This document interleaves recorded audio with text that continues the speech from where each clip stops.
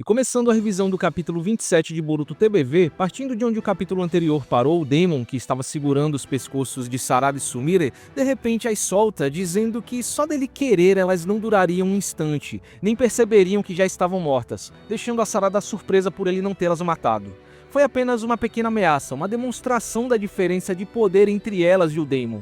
Nisso, Aida continua se questionando sobre a razão delas terem escapado da onipotência mesmo não sendo Otsutskis, inicialmente assumindo que seja por elas estarem apaixonadas pelo Boruto, um Otsutsuki, mas logo descarta essa possibilidade porque muitas garotas dentro e fora da vila estão cativadas pelo Kawaki e pelo Boruto. Se só isso explicasse, deveriam existir outras garotas imunes além delas, então ela só consegue pensar em um motivo: ela mesma ter desejado isso inconscientemente. Aida desejou que elas não fossem afetadas e a onipotência tornou realidade, confirmando exatamente o que muitos já teorizavam. E também lembrando o que ela tinha dito a elas no capítulo 76 de Boruto NNG, sobre o seu desejo de que elas fossem amigas normais, algo que ela sempre esteve desejando mesmo antes de se encontrar com elas. Ter relações normais com outras pessoas era o desejo mais querido para ela, além dela também acreditar que a essa altura elas não iriam fazer nada de mal, apesar de não considerar tão ruim assim se ela fosse morta pelas mãos delas. Nesse momento, a Sarada toma uma ação impulsiva, levantando, puxando a Sumire junto e abraçando a Aida, dizendo que nunca ouviu falar numa amizade em que ambos os lados têm que arriscar as suas vidas e que aquele abraço era a sua forma de mostrar a sua determinação e também uma prova de sua amizade. Nisso, a Sumire também abraça Aida, dizendo que não acha ruim isso de amigas arriscando as suas vidas, até acha empolgante. Por fim, em uma cena bem bonita, Aida responde o abraço das duas, as agradecendo por isso e dizendo que conta com elas, as suas preciosas amigas, até mesmo fazendo o Demon dar um leve sorriso. Prosseguindo, o foco muda para o Code explicando sobre as habilidades do Mamouche. Em resumo, uma das habilidades dele era se dividir de forma quase limitada, criando cópias verdadeiras de si mesmo, sem qualquer diminuição de chakra, força ou resistência, algo muito superior e bem diferente de um Kagebunshin. Porém, existia uma fraqueza: à medida que ele aumentava o número de clones, a sua inteligência ia diminuindo. Além disso, a sua sensibilidade à dor e movimentos vão ficando cada vez mais simples, e essa era uma brecha que eles poderiam usar para lutar contra ele. A estratégia era bem simples: esperar que ele se multiplicasse até ficar com uma inteligência bem limitada e acabar com ele de uma vez só. Além disso, havia outro detalhe: garantir que ambos os olhos de cada indivíduo fossem destruídos, pois aparentemente os que perdiam os olhos não conseguiam se multiplicar. Mas o Code também avisa que à medida que os números deles fossem reduzidos, também aconteceria uma recuperação na perda de inteligência. Basicamente, a inteligência aqui é como se fosse o chakra no Kagebunshin. O que é dividido entre os clones é a inteligência, por isso o Code recomenda que eles mantenham o número deles em cerca de 20 ou 30 indivíduos, pois assim eles conseguiriam lidar com eles facilmente. Seria como lidar com animais. O ideal seria acabar com todos de uma vez só. Nisso, Shikamaru também questiona o que aconteceria se o Mamouche deixasse uma cópia para trás no esconderijo, se perguntando se ele seria eliminado mesmo que eles eliminassem todos na vila. O Code responde que não havia problemas, pois eles não conseguem deixar de ficar agrupados, e logo em seguida também explica ao Enojin o motivo deles terem que enfrentar o Mamouche na vila, para evitar que o Jura interfira pelo mesmo motivo que foi explicado capítulos atrás, porque ele gosta de Konoha. O Shikamaru até mesmo fala que ele anda frequentando livrarias e docerias pela vila, logo mais sendo mostrado um painel do Jura comendo calmamente.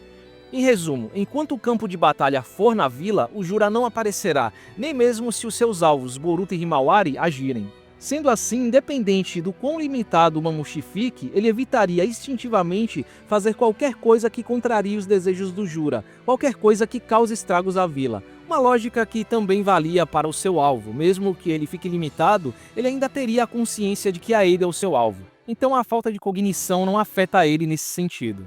Prosseguindo, Code fala com o Enojin sobre ensiná-lo um novo jutsu, algo que seria essencial para a luta contra o Mamouche, uma versão avançada do Shintenshin, a verdadeira razão do Code tê-lo convidado a fazer parte do grupo. Em resumo, assim como o Rasengan Uzuriko, esse era um jutsu que o próprio Enojin criou num futuro alternativo para se vingar pela morte da Himawari, algo que o Code pede para que o Enojin aprenda em pelo menos 2 dias antes da chegada do Mamouche. Mas ao ouvir o que o Code disse, o Enojin muda o seu olhar e fica motivado a aprender esse novo jutsu em apenas um dia e evitar esse futuro trágico. Prosseguindo, o foco muda para Amado e Kawaki observando as gravações do último confronto contra o Jura, onde o Amado observa que a árvore que o Jura fez brotar era a Shinju, assim como ele mesmo. não apenas curando as suas feridas, como também servindo como uma arma poderosa e um escudo impenetrável, o que deixava o Jura sem pontos fracos, fazendo o amado até pensar que ele seria imortal. Nisso, Kawaki discorda, dizendo que é possível derrotá-lo. Porém, com seu poder atual, isso seria impossível. Ele precisava de mais força. O amado até tenta avisá-lo do perigo disso, mas o Kawaki mais uma vez levanta ele pelo pescoço e o ameaça, dizendo que ele deve parar de conversa fiada e fazer o que ele diz em silêncio. Ou ele fazia isso, ou o Kawaki não ajudaria com a Akebi. Após o Kawaki largar o amado apenas deixa claro que o corpo do Kawaki não vai aguentar mais do que isso. Seria um problema antes mesmo de enfrentar o Jura, seria apenas autodestruição. Mas o Kawaki não dá a mínima para as consequências, ele só iria realizar o desejo do amado depois de derrotar todos os inimigos. E mais uma vez pergunta ao amado se ele realmente quer encontrar a sua filha, deixando bem claro que se ele iria matar os inimigos ou morrer antes disso, pouco importava, a única alternativa que o amado tinha era entrar nessa aposta. Logo em seguida, o foco muda para o interrogatório do Konohamaru que teve início no capítulo passado, onde o Konohamaru até defende o Boruto, dizendo que durante o interrogatório do Boruto ele o odiava, mas agora sente que há uma contradição na imagem do Boruto como traidor. Mas em contrapartida, o Kobo, que o estava interrogando, questiona se ele não estava sendo manipulado e acha um absurdo que ele tenha dado uma opinião como aquela na posição em que ele estava. E chega à conclusão de que o Konohamaru era apenas burro mesmo, não tinha o perfil de um traidor infiltrado. Quem auxiliou o Boruto a fugir tinha sido outra pessoa. Até que de repente o Shikamaru contacta o Konohamaru pelo Shintenshin, explicando que é ele quem vinha ajudando o Boruto e pede para que o Konohamaru os ajude emprestando a sua força, apostando que o Konohamaru acredite neles. Ao mesmo tempo que o Sai observa a repentina reação do Konohamaru com uma clara cara de desconfiança. E chegando ao final do capítulo, voltando para Eida, Sarada e Sumire, a Sumire lembra que tem um compromisso no laboratório e deixa Eida e Sarada continuando a sua conversa. Mas assim que ela sai de casa é surpreendida pelo Boruto, que logo mais mostra o estado da sua Kusanagi, explicando que o estilo de Kenjutsu Uchiha chamado Hagoromo consiste em envolver a lâmina da espada com chakra, deixando o fio mais afiado e protegendo a espada contra lascas. Só que por ele ter perdido a concentração por um momento, a espada dele acabou rachada. Portanto, ele estava ali para pedir que a Sumire conserte a espada dentro de uma semana, e dá a ela um pergaminho com uma técnica que era o resultado da pesquisa que a Sumire estava fazendo, aparentemente uma técnica que ela ainda iria criar no futuro, assim como o Jutsu Inojin. Porém, a Sumire avisa que se consertar a espada usando essa técnica, ela vai renascer como algo completamente diferente. Mas o Boruto não tem problemas com isso. Se a espada ficar mais forte, ele acredita que o seu mestre, o Sasuke, não terá reclamações. Sendo assim, a Sumire aceita o pedido, mas antes de partir, muda o seu tom com o Boruto, dizendo que não gosta de ser chamada de representante e pede para que ele a chame de Sumire, prometendo que vai deixar a espada bem maneira e vai embora de um jeito bem descontraído e feliz, deixando o Boruto confuso. Alguns dias depois, um grupo de vários mamushis aparece nos muros da vila atrás da Eida, inclusive com um avisando que eles devem esconder seus chakras, curiosamente mostrando que eles têm essa habilidade em comum com os Otsutsuki. E assim o capítulo termina. Agora, indo para as considerações finais, em geral esse foi um capítulo ok, mas um capítulo de transição preparando o terreno para os próximos acontecimentos, seguindo o padrão dos capítulos anteriores, também com ritmo e alternância entre os núcleos de personagens tão agradável quanto o capítulo anterior. Bem dentro de muito do que eu já esperava na revisão passada, apesar de que, diferente do que eu imaginava, ainda não vimos o interrogatório do Shikamaru, o que eu acredito que tenha acontecido em off ou ainda vai acontecer dependendo do rumo das investigações do Kobo, e ter alguns acontecimentos bem interessantes e inesperados que até explicam um dos maiores mistérios de Boruto desde que a Ida chegou a Konoha, a razão da imunidade de Sarada e Sumire à onipotência, e que vale muito a pena serem destacados. Apesar de eu ter assumido na revisão passada que essa revelação poderia acontecer nesse capítulo, eu nunca imaginaria que seria agora e desse jeito sem muitos rodeios. Pessoalmente eu esperava por uma revelação num momento mais impactante, até quem sabe no final da obra. Mas ao mesmo tempo, eu acho que essa revelação se encaixou nesse contexto, ainda mais se a intenção é construir um laço entre Sarada, Sumire e Eida. Gostei da razão delas serem imunes vir de um desejo inconsciente da Eida e já era uma possibilidade que eu defendia há vários capítulos, apesar de eu já ter defendido a teoria do amor pelo Boruto no passado. Pelo menos para mim, de todas as opções, sem dúvidas esse desejo inconsciente da Eida é a melhor e bem menos brega do que apenas uma imunidade pelo amor ao Boruto. Sei que muita gente esperava por uma explicação mais mirabolante e complexa, mas convenhamos que não tinha muito para onde ir. Ou seria uma imunidade por elas amarem o Boruto, um Otsutsuki, o que o próprio capítulo sugere e depois desconsidera logo em seguida, ou seria uma imunidade por intervenção divina, o que ainda é um tema discutível em Boruto. A gente nem mesmo sabe se coisas como a Kurama aparecendo mais cedo do que esperado e o Juro errando o Boruto realmente foram milagres ou acaso. Ou seria a imunidade por um desejo inconsciente da Eida, o que eu acho que 99,9% do fandom já esperava que acontecesse, entendendo como a onipotência funciona e o desejo da Eida de ter amigas. Quem estava esperando por algo a mais só estava viajando ou tentando achar pelo em ovo. Às vezes, a solução mais simples é a melhor resposta. Mas enfim, também, bem como eu já esperava, não teríamos uma luta entre Sarada e Daemon nesse capítulo. Era improvável que ela conseguisse fazer algo contra ele nessa situação e obviamente a Eida não deixaria uma luta acontecer, porque, exatamente como o capítulo mostrou, um dos maiores desejos da Eida era justamente ter amigas de verdade. A Eida, no fundo, é só uma garota comum, querendo ter uma vida comum e ter uma relação normal e genuína com as pessoas. E Sarada e Sumire representam totalmente esse desejo. Elas são tudo o que ela sempre quis, elas são o laço mais verdadeiro e precioso que a Eida tem no momento, tirando o Daemon. Porque o Kawaki, por exemplo, a pessoa que ela diz amar, tá cagando pra ela e só a usa como uma ferramenta. Pra mim, essa amizade entre elas só ajudou a elevar a Eida como personagem. E eu acredito que essa relação pode ser um ponto de virada importante para a Eida daqui para frente. Talvez seja cedo para tirar qualquer conclusão, mas esse capítulo me passa muito a sensação de que o Ikemoto está desenvolvendo a Eida para abraçar as pessoas e ter cada vez mais laços importantes para ela, algo que ela nunca teve antes, enquanto o Kawaki parece estar indo num caminho oposto de hostilidade e isolamento. Eu sinto que a Eida pode acabar se afastando do Kawaki a partir de agora, entendendo os seus sentimentos, dando mais valor a si mesma e aos vínculos verdadeiros que ela conseguiu. Agora que ela sabe como é um vínculo real, acho que ela começará a ter padrões mais elevados e perceber que o Kawaki não liga pra ela e nunca será o que ela espera. O Kawaki definitivamente não prioriza a Eida aqui. Ele nem mesmo se importou quando ela deu a notícia de que ela era um alvo. Eu não duvido que eventualmente Eida e Kawaki acabem entrando em conflito um com o outro, como na lenda do Insuboshi, que eu já citei em outra revisão, onde o Insuboshi, o personagem que inspirou o Ishiki, se casa com uma princesa, mas eles acabam se odiando no final. Talvez o Mamushi não seja a ameaça que a Eida tem que enfrentar, e sim o Kawaki, cuja ideologia entrará em conflito com o que a Eida aprendeu a valorizar. Se o Kawaki tentar matar o Boruto novamente, a Sarada atrapalhar e o Kawaki tentar matá-la, é certeza que a Eida não vai ficar sentada, ela vai ficar contra ele.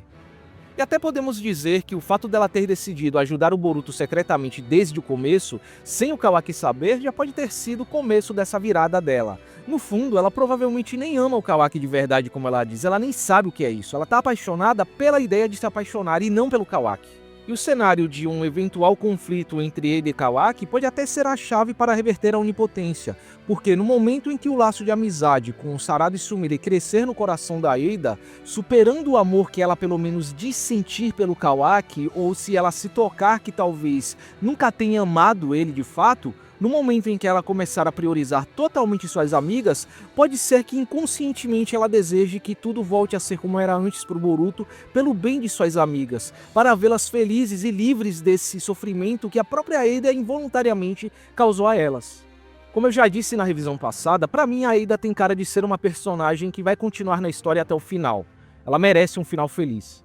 Provavelmente ela não vai morrer nessa invasão do Mamushi ou algo parecido. Sem falar que ela faz parte do objetivo do Kodo. Ele quer confirmar se ele ama ela de verdade ou não após se tornar um Otsutsuki.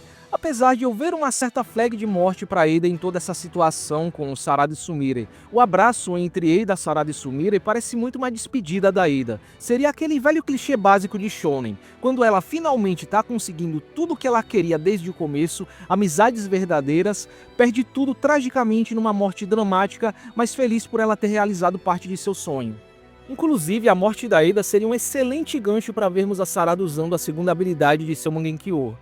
Mas eu acredito que quem será devorado aqui talvez seja o Daemon. O Mamushi pode muito bem mudar de alvo no meio dessa situação, focando no Daemon como um substituto caso ele não consiga devorar a Eida, ou mesmo ele pode acabar devorando alguém por acidente, visto que à medida que ele for se dividindo, ele vai ficando cada vez mais animalesco e irracional. Eu consigo imaginar um cenário onde a Ada está prestes a ser devorada e o Daemon entra na frente dela e é devorado no lugar, ou até mesmo o Kodo se ele entrar nessa situação para proteger a Ada. Até porque quem sabe o que acontece com Mahito Shinju após devorar alguém? Ela apenas assimila o alvo ou eles se fundem em algo novo? E se o Kodo for devorado, o que vai sair dali? Um Kodo melhorado? Uma fusão como a que a Kaguya fez com a Shinju dela? Vamos lembrar que o Kodo está mais próximo de um Otsutsuki do que qualquer um e as próprias Hito Shinjus surgiram graças a ele. Bom, possibilidades.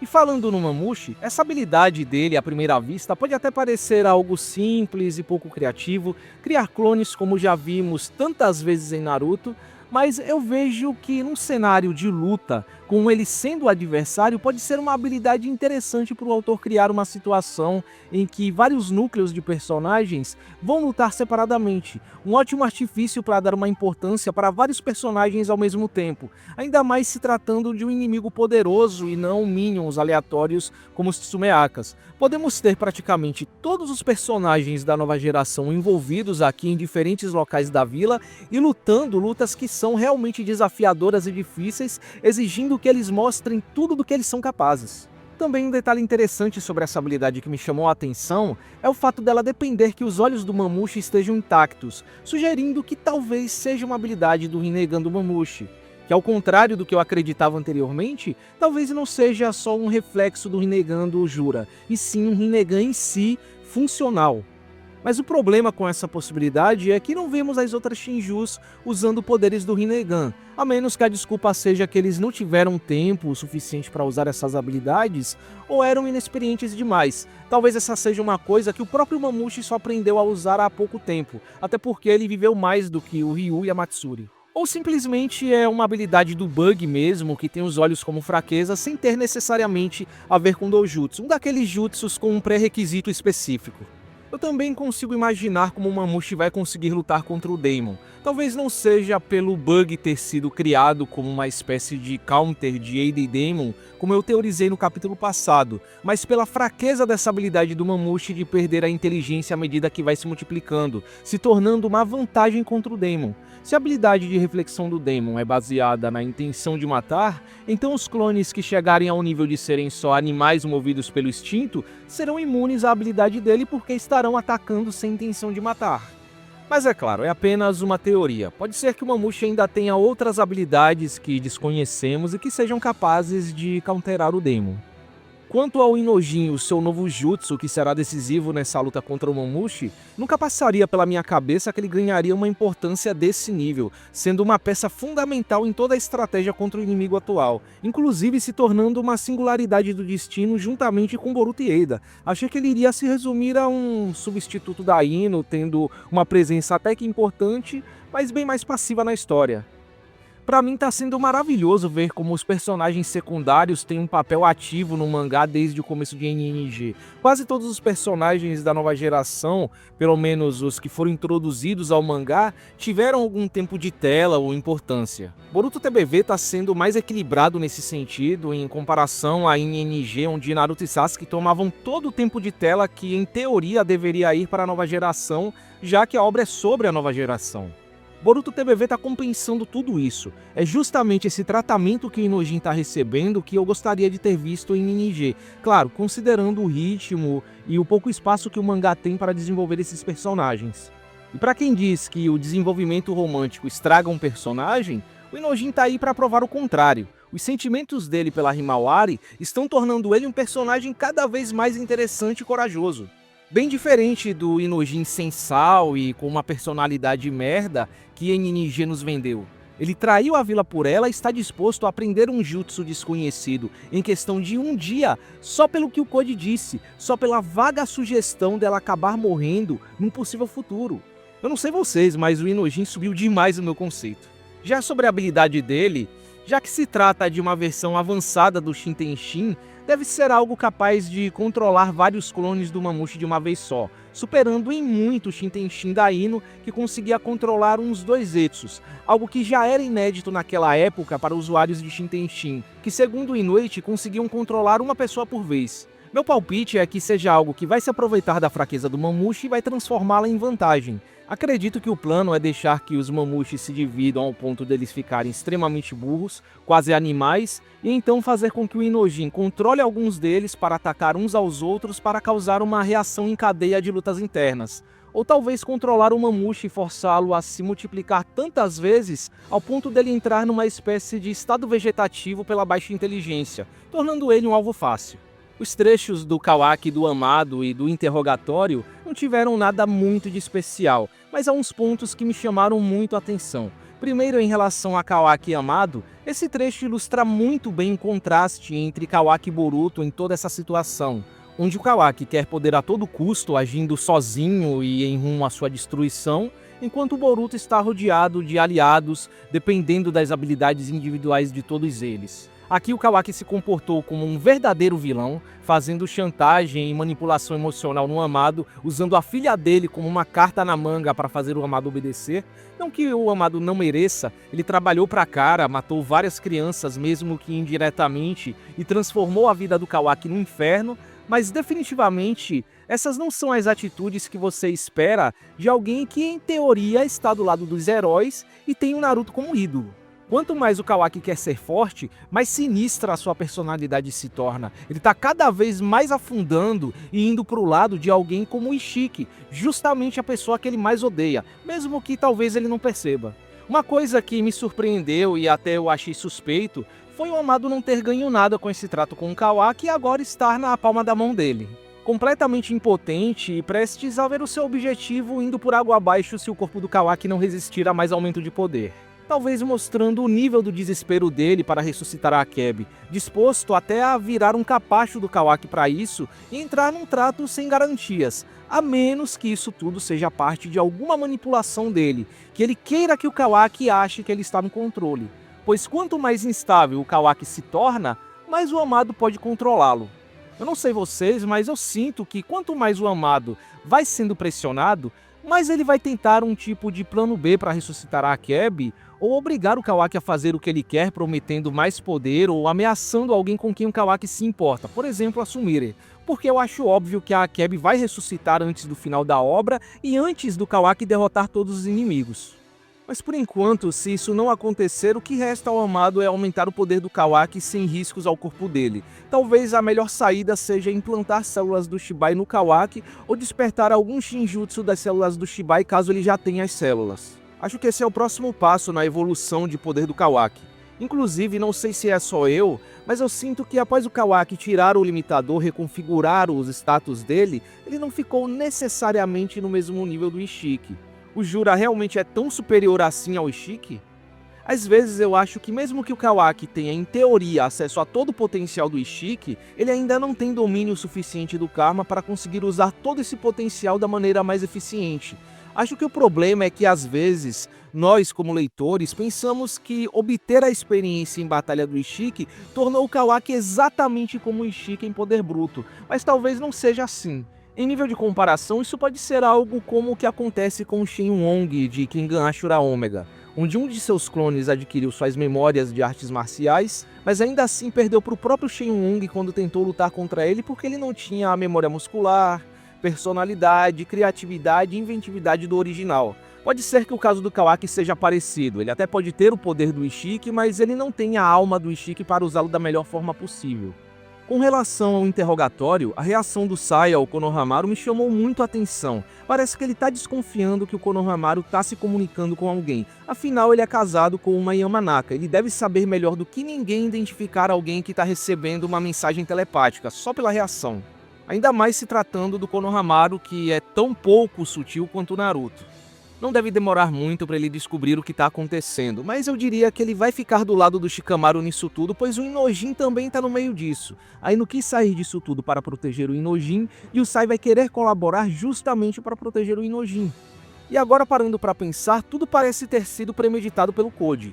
Ele não está só usando o Inojin para derrotar o Mamushi, como também para manipular gente do alto escalão da vila. O Inojin é a garantia de que o Sai não vai delatá-los ao cubo. Quanto ao encontro entre Boruto e Sumire perto do final, onde o Boruto pede para que ela conserte a Kusanagi, eu vi que tem muito shipper tratando esse como um grande momento romântico entre os dois e tal, Mas apesar da Sumire sair toda alegre e falar com Boruto de forma diferente, mostrando um pouco de seus sentimentos, não é a mesma situação que vemos no capítulo 5 com a cena do abraço, onde claramente é visível que os sentimentos entre Boruto e Sarada são recíprocos. Eles têm um laço, um vínculo que a gente não vê aqui. Foi a única vez que o Boruto deu um sorriso desde que TBV começou. O diálogo dele com a Sumire foi puramente neutro e profissional por parte do Boruto. Ele ficou confuso e constrangido com essa última reação dela. Não vi nada tão estritamente romântico assim nessa interação, até porque, como foi dito no capítulo passado, o Boruto não tem tempo para romance e as garotas entendem isso. Se teremos algum momento estritamente romântico, com alguma reação clara vinda de ambos os lados, provavelmente vai ser em alguma interação mais leve, num momento mais calmo ou mesmo quando elas se declararem em si. Mas é claro, por mais que o resultado final, Boru-Sara, seja o mais óbvio, que mais tem um simbolismo envolvendo o time 7 original com a união deles, ao ponto de quem ainda acha a essa altura que Borusumi tem alguma chance de acontecer, parece apenas alguém em negação e fora da realidade, o Ikemoto não vai deixar de brincar com um triângulo amoroso. Então não duvido que no futuro tenhamos cenas da Sumire sendo bem mais incisiva pra cima do Boruto. Triângulo amoroso nessas obras existe para isso, criar um drama no relacionamento entre os personagens, incertezas e brincar com as expectativas dos fãs. Um tempero que deixa tudo mais interessante para o leitor de primeira viagem. Mas enfim, eu vejo que esse momento diz mais respeito a Sumire como personagem daqui pra frente do que qualquer outra coisa. É algo bom pro desenvolvimento da Sumire. Agora ela não quer ser só a mera e doce representante de classe. Ela quer ser reconhecida como Kakei Sumire por seus amigos e está querendo fazer as coisas por conta própria e ser reconhecida por seus esforços. Eu acho que quando a Sumire pede para que o Boruto a chame pelo nome, ao invés de representante, é sobre isso. É uma forma de autoafirmação. Agora ela realmente tem uma função na trama que não seja resumida à passividade, observando e questionando as ações do amado, apoiando a Sarada ou sendo um elemento de triângulo amoroso, mesmo que ainda seja algo pequeno como consertar a Kusanagi. Assim como com o Inojin, é bom ver o Ikemoto dando uma atenção para a personagem e um papel mais ativo nesse conflito. O que também pode deixar o relacionamento dela com a Sarada ainda mais forte e com mais significado. A Sumire atualmente está tão ligada a Sarada quanto o Boruto nessa história. Ela foi o seu braço direito, apoiando nessa situação durante os últimos 3 anos. Ela foi de certa forma responsável por dar um pontapé inicial para Sarada finalmente aceitar os seus sentimentos e conseguir usar o seu Mangekyou Sharingan mesmo que involuntariamente. E agora ela é responsável por consertar e melhorar a espada do Sasuke que o Boruto pegou justamente para proteger a Sarada. Não há nada mais simbólico do que isso aqui. Não há motivo para rivalizar as duas personagens ou diminuir a amizade delas, dizendo que a Sumire é menos amiga da Sarada do que a Yoda e a Eda, que mal interagiram com ela em toda a obra. É bem provável que quando isso aqui acabar e a Sarada se tornar a Hokage, a Sumire vai ser a conselheira dela. Pra mim, nesse momento, ela já é meio que o Shikamaru da Sarada. Ela é a razão e a Sarada do coração. Bom, mas qual seria essa tal técnica da qual a Sumire já vinha pesquisando? Acho que com base no anime, a resposta seria algo relacionado ao Nue. Porque vamos lembrar que o Nue foi a principal razão da Sumire entrar na divisão de ferramentas ninjas científicas. O que mais ela estaria pesquisando esse tempo todo se não fosse relacionado ao Nue? Mas aí você me pergunta, beleza, mas como exatamente essa pesquisa sobre o Nue se aplicaria numa espada? A resposta para isso pode estar no episódio 34, onde ela usou o chakra do Nue para tornar a vara de pescar que Boruto e Sarada estavam puxando inquebrável. Talvez ela tenha como imbuir a essência do Nue na espada ao ponto da espada até se tornar parte do Nue. Por isso que ela diz que ela vai renascer como algo completamente diferente, o que ao mesmo tempo a tornaria em teoria imune ao Sukuna Hikona do Kawaki, o que explicaria o Boruto empunhando a espada contra o Kawaki no Flash Forward e também seria uma ótima forma de introduzir o Nue ao mangá, já que eu não acho que o mangá tem espaço para vermos esse lado mais ninja e guerreiro da Sumire. O máximo que temos sobre o Nue no mangá são extras de volume, onde ele é dito como uma das técnicas da Sumire. E é isso. Se veremos ele em batalha ou não, aí são outros 500.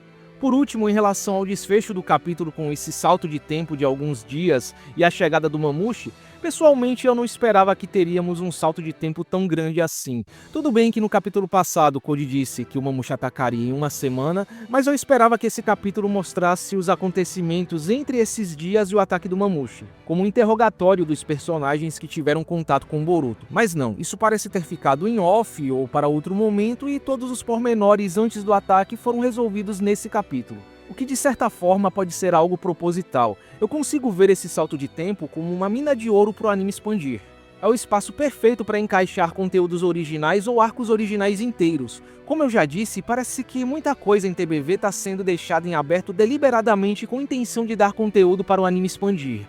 Dentro desses 7 dias podemos ver o treinamento do Inojin na íntegra, o treinamento da Himawari, um mini arco com a Sumire fazendo uma missão indo atrás de materiais para consertar a Kusanagi, já que se trata de uma espada especial, é quase certeza que também ela deve precisar de materiais especiais, já que é uma espada quase lendária. Quem sabe até dando uma brecha para mostrar o lado mais ninja da Sumire depois de tanto tempo, que infelizmente o mangá não tem espaço para mostrar. Enfim, eu vejo muitas vantagens dependendo do que o anime faça aqui.